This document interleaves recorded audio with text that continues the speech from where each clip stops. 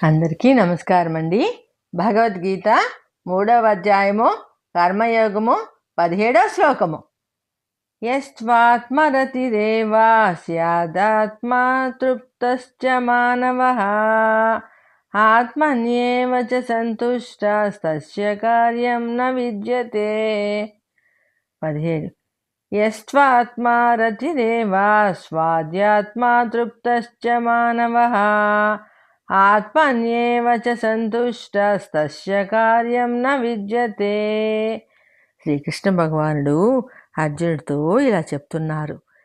ఎవడు తన ఆత్మతోనే ఆనందాన్ని పొందుతున్నాడో, తన ఆత్మతోనే తృప్తి పొందుతున్నాడో, తన ఆత్మతోనే సంతృప్తిగా ఉన్నాడో అటువంటి మనిషికి చేయవలసిన కర్తవ్యం ఏమీ ఉండదు.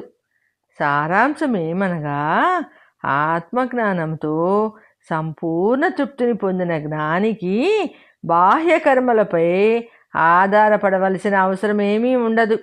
అతడు కర్మలకు అతీతుడై ఆత్మానందంతో నిలిచి ఉంటాడు. అందరూ కర్మలు ఆచరించాలి, కర్మలు వదిలిపెట్టకూడదు.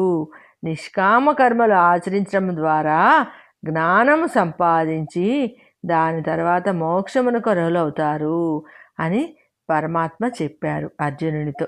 సర్వేజన సుఖినో భవంతు. జై శ్రీమన్నారాయణ అండి.